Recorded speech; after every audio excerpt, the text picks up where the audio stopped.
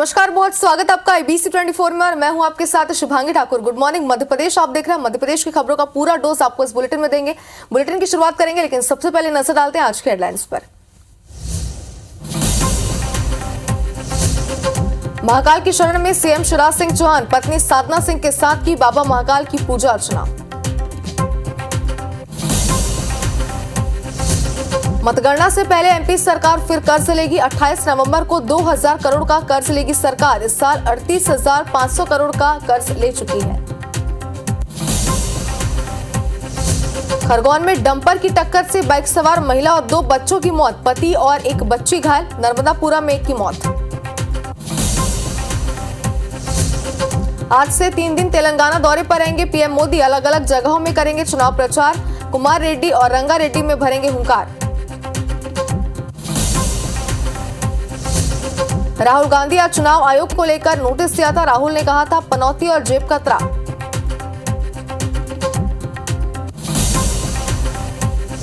Uttarkashi tunnel में rescue का 14वां दिन, तकनीकी खराबी के चलते ड्रिलिंग रुकी। आज श्रमिकों के बाहर आने की उम्मीद।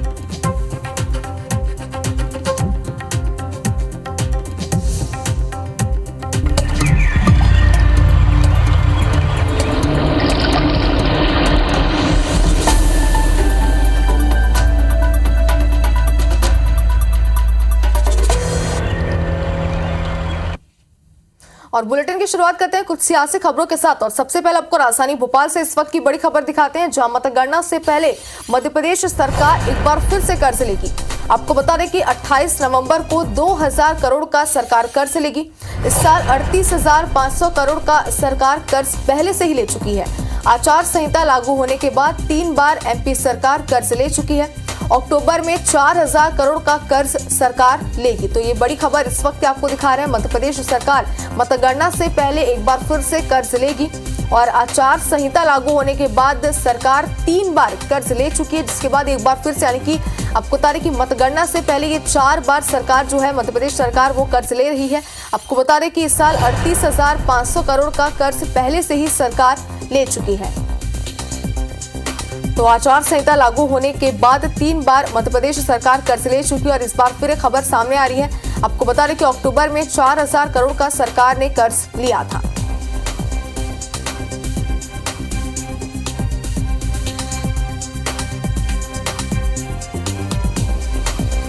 और इसी खबर पर ज्यादा जानकारी के लिए हमारे संवाददाता ब्रिजेश जैन हमारे साथ जुड़ चुके हैं। ब्रिजेश, सबसे पहले आपसे पूरी तरीके से आंकड़े समझना चाहते हैं कि सरकार अब तक कितना कर्ज ले चुकी है, कितनी बार कर्ज ले चुकी है, साथ ही एक बार फिर से सरकार कर्ज लेने वाली, इसको लेकर के क्या जानकारी आपके पास अब तक पहुंची है?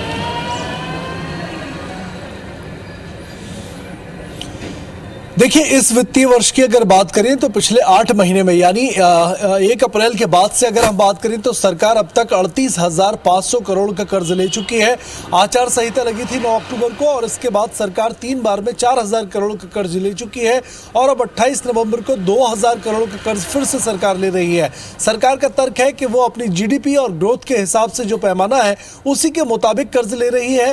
पुरानी डेवलपमेंट की स्कीम्स, रोड बनाने का काम और दूसरे जो काम है उनके लिए ये कर्ज लिया जा रहा है। कई भवनों का निर्माण अधूरा है, उनके लिए राशि जारी करनी है और नए वित्तीय बजट, नई कैबिनेट बैठेगी, नई सरकार आएगी जब जारी होगा, लेकिन इसके पहले जो बजट की जरूरत है उसकी पूर्ति सरकार कर्ज लेकर कर रही है। और अब तक अगर हम बात करें तो मध्य प्रदेश सरकार के ऊपर पिछले वित्तीय बजट में लगभग 3,37,000 करोड़ का कर्ज था और अब 39, जो अगर नए वित्तीय वर्ष की 1 अप्रैल से अब तक के 8 महीने की अगर हम बात करें, 9 महीने की, तो इसमें 37,000 करोड़ का कर्ज सरकार ले चुकी है।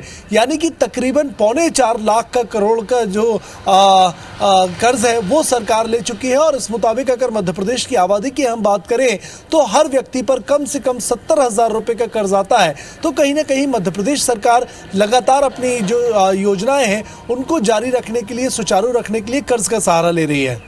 जी बिल्कुल ब्रिजेश, तो सियासी गलियारों में हलचल तो होगी इस बात को लेकर के, क्योंकि लगातार सरकार यहाँ पर कर्ज ले रही। मतगणना में जहाँ कुछ ही दिन बचे हैं, 3 दिसंबर को मतगणना होने वाली, उसके पहले सरकार एक बार फिर से कर्ज ले रही है और किस वजह से कर्ज लिया जा रहा है इसकी जानकारी भी आपने अपना पहुंचाई। बने रही आप हमारे साथ।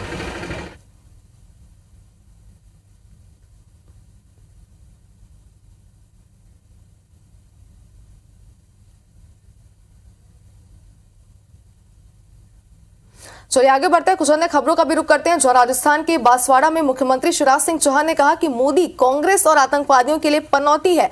ये बात मुख्यमंत्री शिवराज सिंह चौहान ने कही है। छत्तीसगढ़ कांग्रेस ने सीएम शिवराज को एक्स पर यानी कि सोशल मीडिया प्लेटफॉर्म एक्स पर लिखा कि 3 दिसंबर को आपके लिए भी अग्रिम बधाई हो जाएंगी। तो ये बड़ी खबर इस वक्त आपको दिखा रहे हैं। राजस्थान के बांसवाड़ा में मुख्यमंत्री शिवराज सिंह चौहान चुनाव प्रचार प्रसार के लिए पहुंचे हुए थे, जहां पर जनसभा को भी उन्होंने संबोधित किया और ये बात उन्होंने सोशल मीडिया प्लेटफॉर्म एक्स पर भी कही है। छत्तीसगढ़ कांग्रेस ने सीएम शिवराज को एक्स पर इस बात का पलटवार करते हुए लिखा है।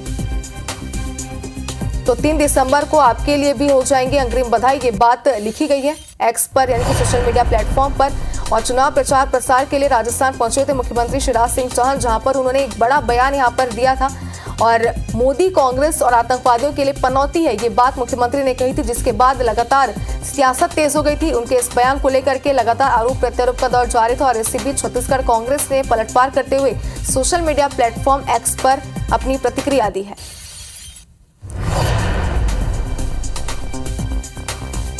तो राजस्थान के बांसवाड़ा में मुख्यमंत्री शिवराज सिंह चौहान चुनाव प्रचार प्रसार के लिए पहुंचे हुए थे। आपको बता दें कि लगातार दिग्गजों का दौर यहां पर जारी है और इसी बीच मोदी कांग्रेस और आतंकवादियों के लिए पनौती है, ये बात मुख्यमंत्री ने कही।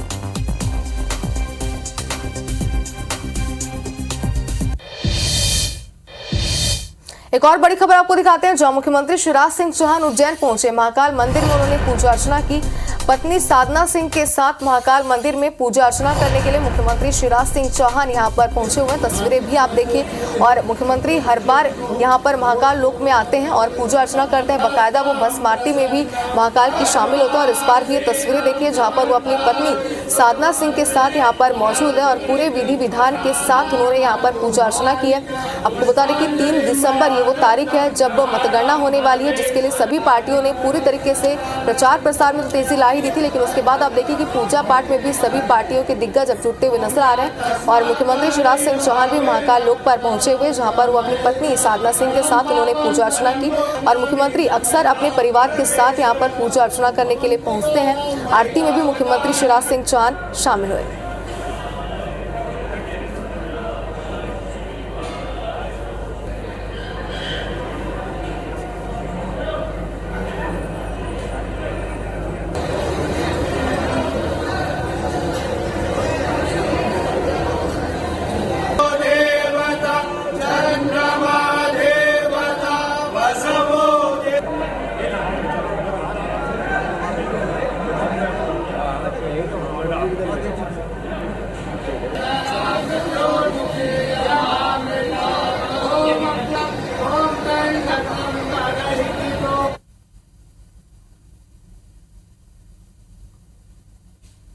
एक और बड़ी खबर आपको दिखाते हैं राजधानी भोपाल से, जहां यातायात नियमों को लेकर प्रशासन पूरी तरीके से सख्त हो चुका है। ट्रैफिक नियमों को पालन करवाने के लिए प्रशासन यहाँ पर सख्त हो गया है। मध्य प्रदेश में 50 दिनों तक विशेष अभियान चलाया जाएगा। निजी वाहनों के साथ कमर्शियल वाहनों की भी चेकिंग की जाएगी। 24 घंटों में 322 वाहनों की जांच यहाँ पर हुई है। हेलमेट और सीट बेल्ट न लगाने पर चालानी कार्रवाई की गई है। तो आप देखिए प्रशासन किस तरीके से राजधानी में सख्त हो चुका है। ट्रैफिक नियमों का पालन कराने के लिए लगातार लोगों से अपील तो की ही जा रही थी, लेकिन अब पूरी तरीके से इस पर कार्रवाई की जा रही है। चालानी कार्रवाई भी यहाँ पर की गई है। 24 घंटों में 322 वाहनों की जांच यहाँ पर की गई है। तो ये बड़ी खबर इस वक्त आपको दिखा रहे हैं और हेलमेट और सीट बेल्ट न लगाने पर चालानी कार्रवाई की गई है बताया जा रहा है। और ज्यादा जानकारी के लिए हमारे संवाददाता ब्रिजेश जैन जो कि लगातार हमारे साथ बने। ब्रिजेश, एक विशेष अभियान यहाँ पर चलाया जा रहा है, किस तरीके का ये अभियान है? क्योंकि बताया जा रहा है कि अब तक चालानी कार्रवाई भी यहाँ पर हो चुकी है। ट्रैफिक नियमों का पालन कराने के लगातार लोगों से अपील करने के बाद अब कार्रवाई यहाँ पर शुरू हो चुकी है।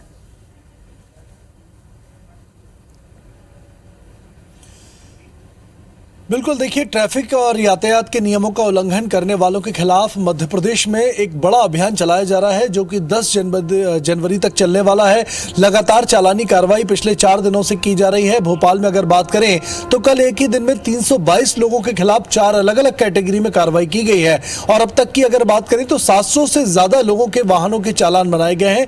4 कैटेगरी में सबसे पहले सीट बेल्ट और दूसरा हेलमेट की चेकिंग की जा रही है।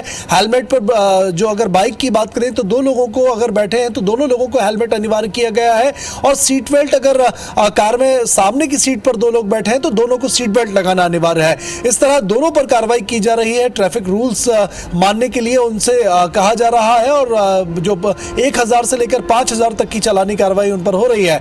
दूसरी अगर बात करें तो प्रदूषण फैलाने वाले कमर्शियल वाहन जो है उनकी पीयूसी जांच की जा रही है। इसके लिए भोपाल के हर पेट्रोल पंप पर पीयूसी मशीन तैनात की गई है। खुद कलेक्टर और एसपी जो है वो लगातार इसकी मॉनिटरिंग कर रहे हैं। सड़कों पर भी कलेक्टर खुद पहुंच रहे हैं। और चौथी कैटेगरी है कागज कंप्लीट ना होना। अगर कमर्शियल वाहनों के या किसी भी वाहन के या ड्राइवर का कोई कागज कंप्लीट नहीं है, उनका फिटनेस नहीं है, उनके पास परमिट वैलिड नहीं है या लाइसेंस एक्सपायर हो गया है, तो उस कैटेगरी में भी चालानी कार्रवाई की जा रही है। और चारों ही कैटेगरी में अब तक 700 से ज्यादा चालान अकेले भोपाल में बनाए गए हैं, जिसमें यह सख्ती लगातार हर दिन बढ़ रही है। हमने देखा कि पिछले 3 दिनों में 400 चालान बनाए गए थे, लेकिन कल अकेले एक दिन में 322 चालान बनाए गए हैं। तो कहीं ना कहीं पुलिस सख्त है और ये निवेदन भी कर रही है जगह जगह लोगों को फूल देकर कि वो ट्रैफिक नियमों का पालन करें। एक्सीडेंट की संख्या इससे कम होगी और हादसों में कमी आएगी। जी बिल्कुल ब्रिजेश, लेकिन ये भी आपसे समझना चाहते हैं क्योंकि जैसे कि आपने जानकारी दी कि इस विशेष अभियान की शुरुआत हो चुकी है, आंकड़े भी आपने बताया कि अब तक कितनी कार्रवाइयां हुई है, कितना सफल ये अभियान राजधानी में आप देख पा रहे हैं। पब्लिक की क्या इससे प्रतिक्रिया है? क्या उन्हें किसी प्रकार की दिक्कतों का सामना इस जांच पड़ताल में करना पड़ रहा है, या उन्हें भी लगता है कि बिल्कुल सही तरीके से यहाँ पर कार्रवाई हो रही है? क्या जानकारी आपके पास? बिल्कुल, देखिए 20 नवंबर से ये अभियान चलाया गया था। 2 दिन का वक्त दिया था, जगह जगह रोक टोक की जा रही थी, चालानी कार्रवाई नहीं की गई, लेकिन 22 से जो है वो लगातार चालान बनाए जा रहे हैं और सख्ती है पुलिस की काफ़ी। इसके लिए 70 जगह पॉइंट बनाए गए हैं। तो कहीं ना कहीं आम लोगों को दिक्कत तो आ ही रही है। जिनके पास पूरे कागज़ हैं उन्हें भी रोका जा रहा है, सीट बेल्ट और हेलमेट चेक करने के लिए भी लोगों को रोका जा रहा है। तो कहीं ना कहीं जो लोड है ट्रैफिक का वो सड़कों पर बड़ा है। चक्का जाम जैसी स्थिति जगह जगह सुबह और शाम दफ्तर के वक्त में देखने को मिलती है। लेकिन इससे बड़ी बात यह है कि हादसों में कमी आई है। पिछले 4 दिनों की बात करें तो जो हादसे अमूमन होते हैं उसमें आधी कमी आई है। तो कहीं ना कहीं हादसे रोकने, ट्रैफिक रूल्स को मनवाने के लिए ही ये जागरूकता अभियान चलाया जा रहा है। पुलिस सख्त जरूर है ये, लेकिन लोगों को भी ये सोचना चाहिए कि वो ट्रैफिक रूल्स का पालन करें और तमाम जो नियम है, हेलमेट हो, सीट बेल्ट हो या कागज हो, वो कंप्लीट रखें। बिल्कुल ब्रिजेश, तो हम भी यही लोगों से अपील करते हैं कि ट्रैफिक नियमों का पूरी तरीके से पालन वो यहाँ पर करें, जिससे इस तरीके की कार्रवाई करने की नौबत प्रशासन को आएगी ना। शुक्रिया आपका तमाम जानकारी के लिए। आगे बढ़ते नर्मदापुरम से आपको बड़ी खबर दिखाते हैं, जहां ट्रक ने बाइक को जोरदार टक्कर मारी। हादसे में एक की मौत हो गई है, एक गंभीर रूप से घायल है। माखन नगर थाना क्षेत्र की ये पूरी घटना बताई जा रही है। तो बड़ी खबर इस वक्त आपको दिखा रहे हो, नर्मदापुरम में तेज रफ्तार का कहर एक बार फिर से देखने को मिल रहा है, जहां ट्रक ने बाइक को जोरदार तरीके से टक्कर मारी और हादसा इतना दर्दनाक था कि एक की मौत हो गई, वहीं एक गंभीर रूप से घायल बताया जा रहा है, जिसे अस्पताल में भर्ती किया गया और वहां पर उसका इलाज जारी है। तो आपको बता दें कि लगातार स्पीड पर नियंत्रण नहीं रखने से और लापरवाही बरतने से किस तरीके के हादसे हो सकते हैं, आप खुद अंदाजा लगा सकते हैं इस खबर से। और बता दें कि हादसा इतना दर्दनाक था कि एक की मौत हो गई है। माखन नगर थाना क्षेत्र की ये पूरी घटना बताई जा रही है। तो लगातार तेज रफ्तार के कहर यहाँ पर देखने को मिल रहा है और लगातार IBC 24 भी दर्शकों से अपील करता है कि स्पीड पर नियंत्रण बना रखें, जिससे इस तरीके के हादसों से बचा जा सके। भोपाल गैस त्रासदी मामले में सुनवाई को लेकर अपडेट आपको बताएं तो जिला अदालत में डाउ केमिकल की पेश हुई है। याचिकाकर्ता पेश करेंगे तर्क और सबूत। 39 साल बाद भी पीड़ितों को न्याय का इंतजार है और हादसे के जिम्मेदारों को आज तक सजा नहीं मिली है। गैस लीक हादसे में हजारों लोगों की जान गई थी, जिसकी बात से सभी इंतजार में बैठे हुए हैं। इस पर कार्रवाई को लेकर मुआवजा बढ़ाने का रिव्यू पिटीशन की भी अगर बात करें तो पिटीशन पर जिला अदालत नए सिरे से सुनवाई कर रही है। तो ये बड़ी खबर इस वक्त आपको दिखा रहे हैं। ज्यादा जानकारी के लिए हमारे संवाददाता ब्रिजेश जैन हमारे साथ जुड़ चुके हैं। ब्रिजेश, लगातार लोग यहाँ पर इंतजार करते हुए बैठे हुए हैं कि इस पूरे मामले पर सुनवाई हो और इस पूरे मामले पर कार्रवाई की मांग भी यहाँ पर की जा रही है। क्या जानकारी पेशी को लेकर आपके पास है? बिल्कुल, देखिए 39 साल पहले भोपाल में गैस कांड हुआ था 2-3 दिसंबर की रात को, जिसमें 5000 से ज्यादा लोग एक ही रात में खत्म हो गए थे और उसके बाद 20,000 से ज्यादा लोग जो थे वो अलग अलग तरह की बीमारियों से पीड़ित थे, जिन्हें मुआवजा भी लगातार 2-3 बार दिया गया है, लेकिन काफी नाकाफी था वो मुआवजा। और इसी की रिव्यू पिटीशन सुप्रीम कोर्ट में दायर की गई थी। सुप्रीम कोर्ट ने इस रिव्यू पिटीशन को जिला लेवल पर सॉल्व करने और नीचे से इस पूरी जांच के आदेश दिए थे, जिसके बाद जिला अदालत में लगातार ये 3 साल से सुनवाई चल रही है। आज इसकी पेशी है और इसमें सीबीआई जो जांच सीबीआई ने की है वो सीबीआई भी अपने तर्क पेश करेगी। जो याचिकाकर्ता भोपाल के गैस पीड़ित संगठन है उनसे भी पूछा जाएगा कि आपके पास मुआवजे देने के लिए क्या आंकड़े हैं। तो इस पूरे मामले में लगातार 3 साल से सुनवाई जारी है। आज कुछ लोगों के बयान दर्ज किए जाने हैं। सीबीआई को भी तलब किया गया है, वो भी अपनी क्लोजर रिपोर्ट जो दी गई थी उसका आधार बताएगी कि किस आधार पर क्लोजर रिपोर्ट दी थी और क्या मुआवजे की राशि बढ़ाई जाए। इसको लेकर तमाम बातें होंगी। सजा का फैसला हालांकि पहले ही कोर्ट कर चुका है, लेकिन जो आरोपी थे मुख्य एडरसन की अगर बात करें तो डाउ केमिकल और दूसरी कंपनियों के मालिक थे, जिम्मेदार बताया गया था। सजा भी हुई थी, लेकिन दूसरे देश में होने के कारण उन्हें सजा नहीं हो पाई, जिसके पहले ही उनकी विदेश में मृत्यु हो गई थी। तो ऐसे करीब 7 आरोपी हैं जिनको आज तक जेल की सजा नहीं हो पाई है। बिल्कुल ब्रिजेश, तो किन किन बातों को यहाँ पर सम्मिलित किया जाएगा, किन किन बातों पर यहाँ पर बहस होगी, ये तो जानकारी आपने दी है पेशी को लेकर, लेकिन जांच के आदेश दिए गए थे जिसके बाद किस तरीके की जांच पड़ताल पूरी हुई अब तक इसमें?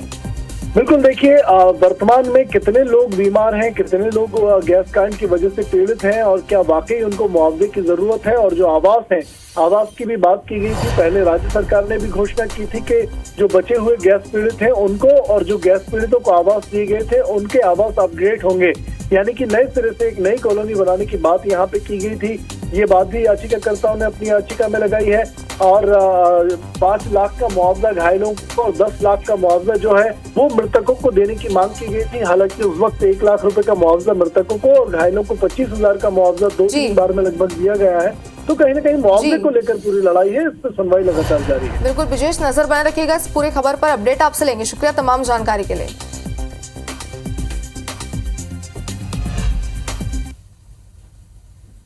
और ग्वालियर शहर में इन दिनों लुटेरों ने आतंक मचा रखा है। पिछले 6 दिनों में लुटेरों ने लूट की 4 वारदातों को अंजाम दिया है। शुक्रवार को लुटेरों ने पोरसा नगर पालिका के पूर्व अध्यक्ष को निशाना बनाते हुए मंगलसूत्र झपट कर भाग निकले। दरअसल हजीरा थाना क्षेत्र के मां वैष्णवपुरम निवासी पुष्पा राठौर दुकान से दूध लेकर घर लौट रही थी, तभी बाइक सवार 2 लुटेरे आए और गले पर झपट्टा मारकर 5 ग्राम वजनी मंगलसूत्र लूटकर फरार हो गए। वारदात सीसीटीवी कैमरे में कैद हो गई। शिकायत पर पुलिस ने केस दर्ज कर फुटेज के आधार पर बदमाशों की तलाश शुरू कर दी है। थाना हजीरा में बदमाशों के विरुद्ध लूट का प्रकरण दर्ज किया है। घटनास्थल के सीसीटीवी फुटेज और अन्य तमाम साक्ष्य के आधार पर इसमें कुछ संदेहियों को चिन्हित किया गया है। शीघ्र ही उनको हिरासत में ले लिया जाएगा।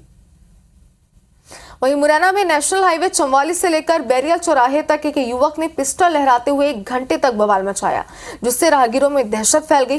लोगों ने इसकी सूचना पुलिस को दी, जिसके बाद पुलिस मौके पर पहुंची और कड़ी मशक्कत के बाद युवक को रिवॉल्वर समेत मानसिक स्वास्थ्य अधिनियम की धारा 101 के तहत गिरफ्तार कर सीजेएम कोर्ट में पेश किया, जहां से उसे मेंटल हॉस्पिटल भेज दिया गया।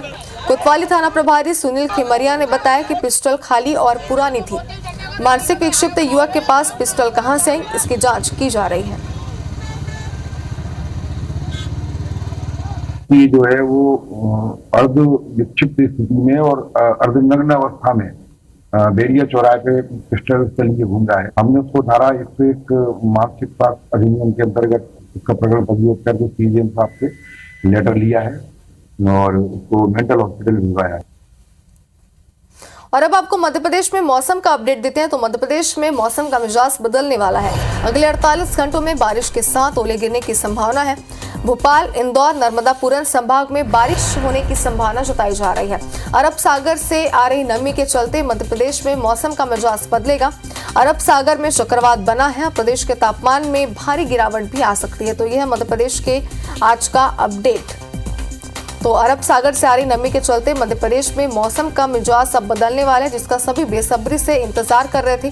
और आपको बता दें कि अरब सागर में चक्रवात भी बना है। प्रदेश के तापमान में इस वजह से भारी गिरावट आ सकती है।